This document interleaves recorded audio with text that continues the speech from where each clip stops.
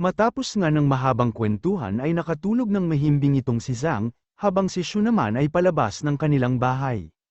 Nagpapasalamat nga si Shu na sa wakas ay nakatulog na din si Zhang, masyado nga daw ang paghanga niya sa dati nilang hari, at walang katapusan ang mga kwento niya patungkol dito. Pero matapos nga daw ng pakikinig ni Shu sa mga kwento ni Zhang ay tila nagiging makatotohanan na sa kanya ang patungkol sa tila Diyos na dating hari. Hindi nga din daw lubos akalain ni Shu na mayroon din palang mga hari na hindi mahilig sa mga babae o hindi nagpapakasawa sa mga babae. Bagkus nga daw ay tinuon ng dating hari ang kanyang oras sa pagpapakilala ng mga modernong bagay at tuntunin sa kanyang nasasakupan, pero ang isang hinahangaan niya ay ang pagtapos ng hari sa kanyang pakikipaglaban sa loob ng 3,000 taon. At bigla nga siyang na-shock matapos muling maisip ang 3,000 taon, naalala nga din niya ang patungkol sa alamat ng alien na demonyong bumuo o gumawa sa Funds Gang, 3,000 taon na ang nakakalipas. Napapaisip nga si Shu sa kung ang demonyong ninuno o founder ba ng Funds Gang nila Master at ang dating hari ng universe ay iisa. Hindi nga niya maiwasang na ulit-ulitin ang pag-iisip sa kung ang dating hari ba sa mundong ito at ang alien na demonyong founder ng Funds Gang ay iisa, hanggang sa masabi na lang din niya na magkakaiba talaga ang pananaw ng bawat tao sa anumang bagay-bagay. Pero hindi bali na nga daw at kailangan pang magpatuloy sa pag-ensayo ng espada ni Shu, at habang nakatingin nga siya sa mga panggatong ay iniisip niya na nadurag ang isa kahapon dahil hindi niya na-control ang kanyang kapangyarihan. Kailangan pa nga daw niyang pag-igihan ng pag-control sa kapangyarihan niya ngayon, at muli nga niyang binalot ng superpower ang panggatong. Sunod ay nabalot na din siya ng enerhiya, iniisip nga ni Shu na kailangan niyang magkaroon ng self-control, upang magabayan niya ang enerhiya patungo sa espada gamit ang kanyang puso. At pagsapit nga ng umaga matapos magising si Zhang, ay muli siyang nagulat nang mapansin niya si Shu na nakatulog na naman sa labas ng kanilang bahay. Agad nga din niya itong ginaisang at tinanong kung seryoso ba talaga siya sa pag-ensayo, kasi lagi lang din naman siyang nakakatulog sa labas ng kanilang bahay. Sinabi naman ni Shu na hindi siya masyadong seryoso at nag-ensayo nga lang daw siya ng konti, pagkatapos nito ay nag-igib na ulit siya ng tubig. Pero matapos naman makita ni Zhang ang mga bakas ng ating bida, ay napapatanong siya sa kung kay Lucio daw ba ang mga bakas na ito, sa pagkakaalala nga daw niya ay hindi ganito kabigat ang bakas o footstep ng ating bida dahil sa mahina niyang pangangatawan. Pero matapos lang ang ilang araw ay mukhang lumakas at tumibay na daw ang katawan ni Shu, iniisip nga din niya na nagkaroon na ng pag-unlad o progress sa cultivation ang ating bida. Gayunpaman ay nagkunwari naman siyang hindi napansin ang bagay na ito, at sinabi nga ni Zhang na bahala na siya kung hindi siya makakapag-cultivate ng maayos, sabay tanong kung hindi ba mas mainam o dapat na lang siyang magtungo sa bukid ngayong araw. Pero umirap naman ang ating bida o tumingin sa ibang direksyon, sabay sabi na hindi siya magtutungo sa bukid dahil kailangan pa niyang ubusin ang mga natitira niyang tinapay. Dahilan upang magalit si Zhang at muling sabihin na kailangan magtira pa si Shu ng tinapay niya para sa mga susunod na araw. Tinanong nga din niya si Shu kung ang akala daw ba nito ay muli pa siyang papadalhan ng pagkain ng Yu family, sinabi nga din ni Zhang na ang pagiging gwapo ay hindi magdadala o magbibigay ng pagkain sa kanyang lamesa araw-araw. Pero bigla siyang napatigil nang marinig nila ang mga kabayo na papalapit sa kanilang bahay, at hindi nga sila makapaniwala na mayroon na namang dalang regalo ang lalaking ito. Sinabi nga niya na nais ng kanilang master na tanggapin ng ating bida ang dala niya. Bukod dito ay nais din daw imbitahan ni Miss Yu ang ating bida sa kanilang bahay, sabay tanong kung tatanggapin ba ni Shu ang imbitasyon sa kanya.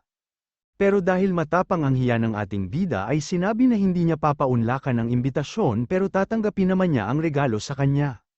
Agad namang binigay ng lalaki ang regalo, at sinabi nga daw ng kanyang master na kahit tumanggi pa ang ating bida sa kanyang imbitasyon, ay agad niya itong papatawarin. Dahil naniniwala nga daw si Miss Yu na balang araw ay madadala din niya sa langit ang ating bida.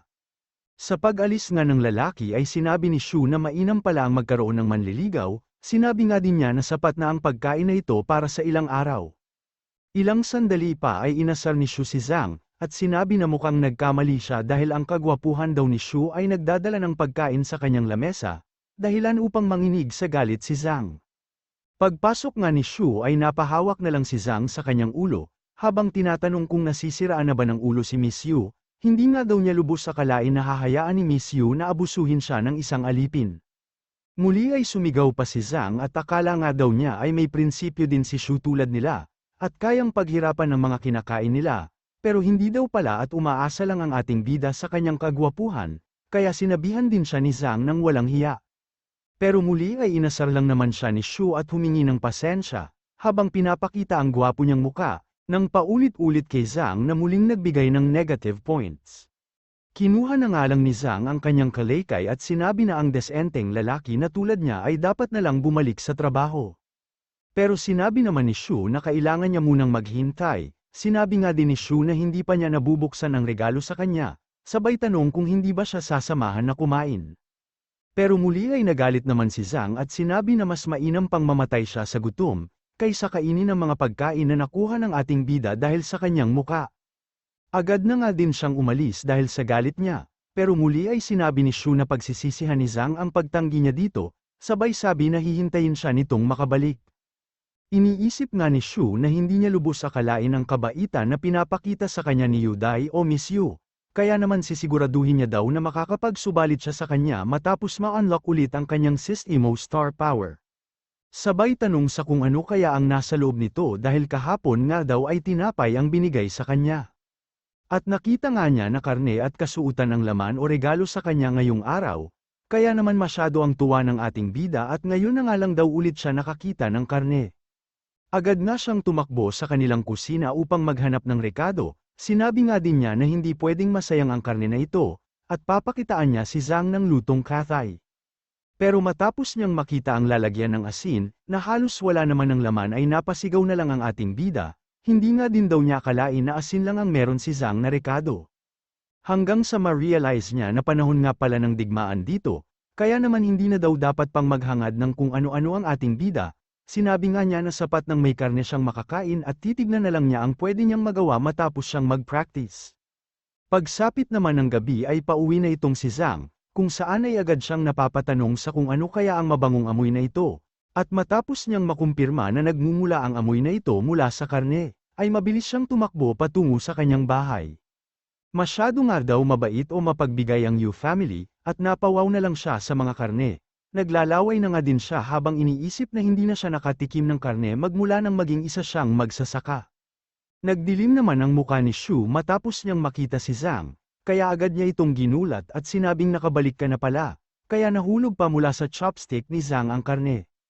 Mukhang dumiritso nga sa lalamunan ni Zhang ang karne kaya siya nabulunan, at sinabi naman ni Shu na nagsimula na pala siyang kumain, pero sa pagkakaalala nga daw niya ay may isang lalaki ang nagsabi kanina na mas mainam pang mamatay na lang siya sa gutom, kaysa kainin ang mga binibigay na pagkain sa ating bida. Matapos namang malunok ni Zhang ang karne, ay agad itong nanginig at yumuko. Kaya iniisip ni Shu kung bakit ganito ang kanyang reaksyon. At matapos nang tumulo muli ang laway ni Zhang, ay sinabi niyang binabawi na niya ang lahat ng kanyang sinabi, kaya naman na-shock si Shu sa biglang hubad na Zhang. Ilang sandali pa nga ang nakalipas ay sinabi ni Shu na magdahan-dahan naman siya sa pagkain, nagmumuka na nga daw Master Chef ang ating bida dahil sa gana niyang kumain ng mga ito. Pero sinabi naman ni Zhang na sakto lang ang luto niya, dahil mas masarap pa din daw ang natikman ni Zhang na nag-aapoy na manok mula sa capital, at yun daw ang matatawag niyang tunay na pagkain. Iniisip naman ni Shu na ang nag-aapoy o nagliliyab na manok ay ang sinabi din ni Ming Yue sa kanya. Pero paano daw kayang nakapunta sa capital ang mahirap na magsasakang katulad ni Zhang, kaya tinanong nga niya ito kung nakapunta na ba siya talaga ng capital. At na-stunned o hindi nga nakapagsalita si Zhang, kaya naman agad na lumapit sa kanya si Shu at sinabi na wag na siyang magtanga-tangahan pa. Sinabi na nga lang din ni Shu na curious lang siya sa capital dahil hindi pa siya nakakarating dun. Matapos nang maubos ni Zhang ang pagkain niya, ay sinabi nito na ang capital ay ang pinakamapanganib na lugar dito sa Luniverse. Dapat nga daw malaman ng ating bida na ang capital ay puno ng mga nobles o maharlika, kung saan maging ang mga slave lords dito sa kanilang lugar ay tila mga itlog lang daw, na anumang oras ay pwedeng tapakan at wasaki ng mga tao sa capital. Kung seguridad naman daw ang pag-uusapan ay pinakaligtas sa capital, dahil nasa sentro ito ng Luniverse at malayo sa mga nagaganap na digmaan. Sinabi nga din niya na ang capital ay napapalibutan ng mga nasasakupan ng 4 na Celestials, at ang kasalukuyang hari nila ang namamalakad sa lugar, kaya hamak na mas ligtas umano ito kaysa sa malayong nayon na kasalukuyan nilang lokasyon. Iniisip naman ni Shu na ito ang dahilan kung bakit sinabi ni Zhang na mas mainam kung susunod sa kanya ang ating bida pag nagsimula ang digmaan, dahil ang nayon o kasalukuyan nilang lokasyon ay nasa frontline ng digmaan. Bigla namang tinanong ni Zhang ang ating bida kung may binigay pa ba si Miss Yu sa kanya maliban sa karne at damit, at sinabi nga ni Shu na mayroon pa nga, sabay tanong kung bakit nais itong malaman ni Zhang. Sinabi naman ni Zhang na kailangan niyang bisitahin ang mga kamag-anak niya bukas, sabay tanong kung pwede ba siyang pamahagian ng ating bida sa mga binigay ni Miss Yu, para naman hindi siya maliitin ng mga kamag-anak niya. Sinabi nga din ni Zhang na kailangan niya ang tulong ng ating bida upang bantayan ang sakahan nila bukas. Pero ayaw naman pumayag ni Shu, sinabi nga niya na pwedeng kunin ni Zhang anumang naisin niyang dalan sa kanyang mga kamag-anak, basta wag nga lang daw siyang papapuntahin sa bukid. Sinabi nga din niya na isang araw lang naman aalis si Zhang at sigurado naman daw na hindi tataas ng 10 metro ang mga damo, kaya walang mangyayari sa kanilang pananim. Kaya naman muling nagalit si Zhang at sinabi na kakailanganin din ni Shu ang mga pananim niya pag nagsawa na si Miss Yu na bigyan siya ng pagkain, pero kahit ano nga daw sabihin niya ay hindi na magtutungo sa bukid ang ating bida. Sinipal na nga lang ni Zhang ang upuan at agad na umalis, habang si Shu ay napapabuntong hininga lang naman at iniisip na hindi siya pwedeng magsayang ng oras, dahil kailangan niyang mag-focus sa kanyang cultivation. Iniisip nga din ni Shu na ang top cultivator sa kanilang lugar o Tianjin County ay isang noble na stage 3, at para matalo umano ito ay kailangan niyang maging stage 4 sa lalong madaling panahon. Kinabukasan naman pagsikat ng araw ay sinabi ni Zhang na alam niyang andito na naman ang ating bida sa labas, pero tinanong lang naman ni Shu kung aalis na ba siya. Sinabi naman ni Zhang na nasa kanluran ang kanyang mga kamag-anak kaya kailangan niyang umalis ng maaga.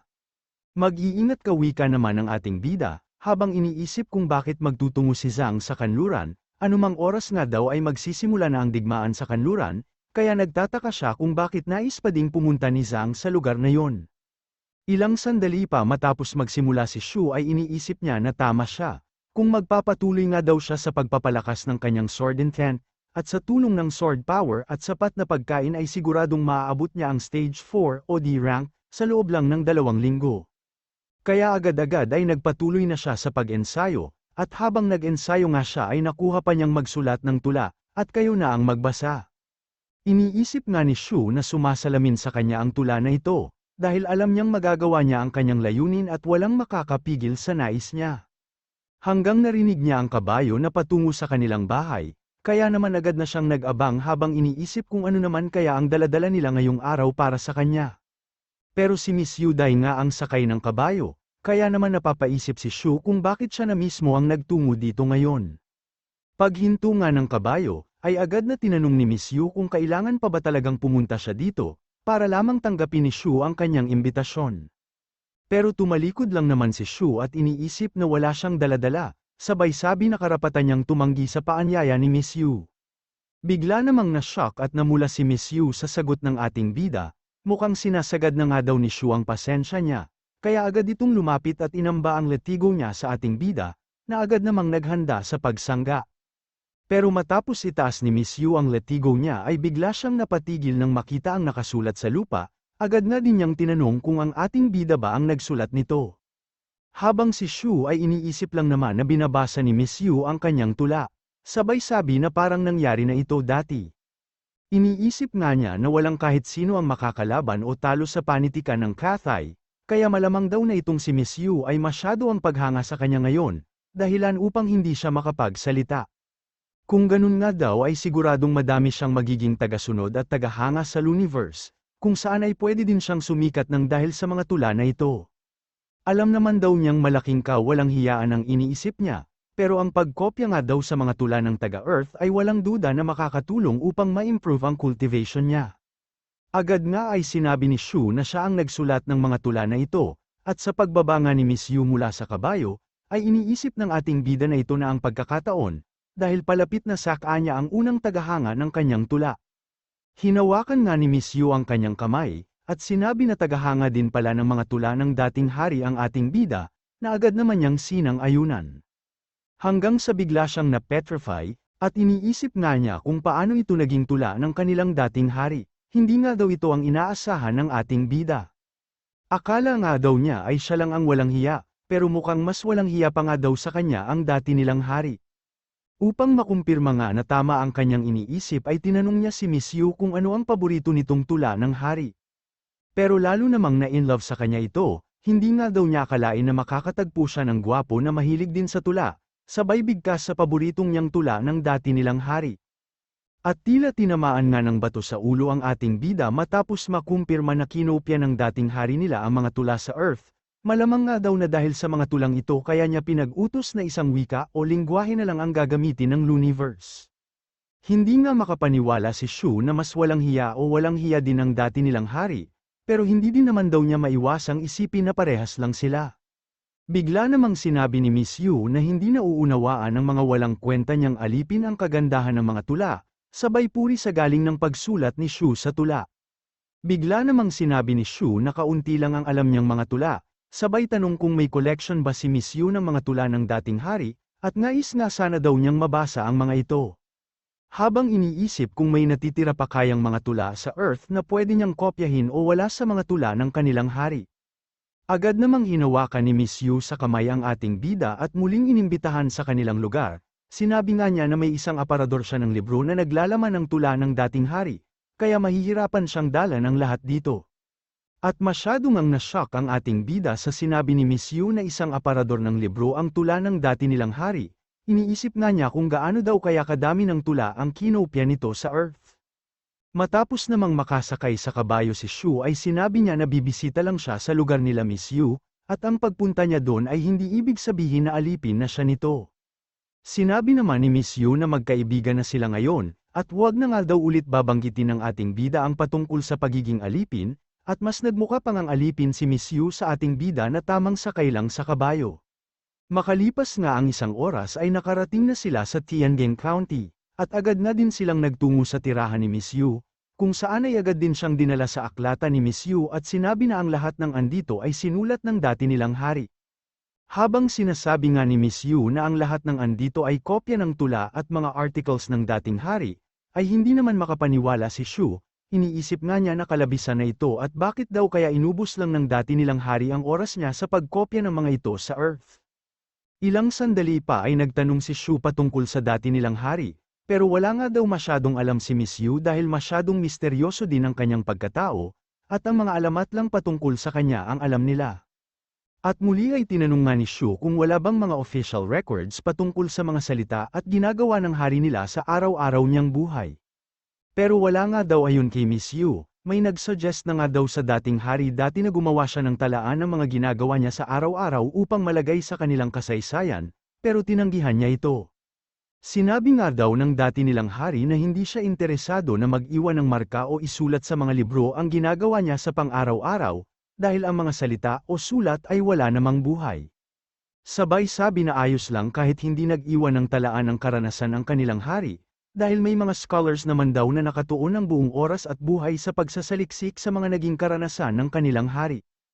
Hindi naman makapaniwala si Shu na may mga scholars pa pala sila para pag-aralan ang mga gawain ng dating hari, na mga ginaya lang naman niya mula sa Earth. Bigla namang sinabi ni Miss Yu na ang dati nilang hari ay mayroong malawak na imahinasyon, madami nga daw magagandang pangalan at lugar na ginawa ang dating hari, kaya malamang na nais niyang magkaroon ng magandang kaharian. Tama, ganun na nga siguro, wika naman ni Shu, pero sa isip-isip niya ay nagpapasalamat siya sa papuri nito sa mga bagay at lugar sa Earth. Iniisip nga din ni Shu na tanging mga taga-Looniverse lang ang maniniwala, at hahanga sa dati nilang hari. Hanggang sasabihin ni Miss Yu na dati ay mayroong nagsabi na malamang sa nagmula sa ibang daigdig ang dati nilang hari. Malamang nga daw sa sinusulat ng dating hari ang mga tula na ito dahil naiisip niya ang lugar na kanyang pinagmulan. Kaya naman naisip ni Shu na malamang sa tama ang hula niyang nagtungo na sa Earth ang dating hari. Iniisip nga din niya na 18 taon na ang nakalipas nang magkaroon ng bagong hari ang Looniverse. Matapos nga daw mawala ng dating hari nila dito sa Looniverse ay nagtungo naman sa Earth ang mga puppeteers, at iniisip nga niya na naayon ang lahat sa taon na nangyari ang mga ito. Iniisip nga din ni Shu na malamang sa ang dating hari ang leader ng mga puppeteers, pero paano o bakit daw kaya namatay ang dating hari nila, at bakit daw kaya nagtungo sa Earth ang mga puppeteers? Naaalala nga din niya ang mga binitawang salita ni Yun Yi dati, Kaya napapatanong siya sa kung ang ibig bang sabihin ng mga puppeteers ay magbabalik ang hari ng universe mula sa Earth balang araw, kahit pa may bago o kasalukuyan na itong hari ngayon. Napapatanong nga din siya kung inagaw ba ng kasalukuyang hari ang trono ng dating hari kaya siya napilitang tumakas at nagtungo sa Earth, at kung sumunod ba sa Earth ang mga puppeteers upang protektahan ang hari nila. Kaya iniisip din ni Shu kung masasaksihan ba niya ang pagbabalik at paghihigante ng dating hari at mga puppeteers kung mananatili pa siya ng ilang taon sa mundong ito. Hanggang sa bigla namang tinanong ni Miss Yu kung ano ang paborito niyang tula ng hari, at tinanong nga din niya ito kung pwede ba silang manatili ng buong gabi upang pag-usapan ang mga ginawa ng dati nilang hari. Pero mabilis namang tumakbo paalis ang ating bida, at hinahabol nga siya ni Miss Yu habang tinatanong kung babalik na ba siya upang tulungan si Zhang sa pag-aayos ng mga pananim nila kung sakaling winasak ito ng ibang alipin. Kaya napatigil si Shu at napapatanong sa kung ano ang ibig sabihin ni Miss Yu na sisirain ng ibang alipin ang mga pananim nila. Sinabi nga ni Miss Yu na masyadong matigas ang ulo ni Zhang, kaya malamang sa may galit ang ibang alipin sa kanya at dati na nga daw sinira ng ibang alipin ang mga tanim niya.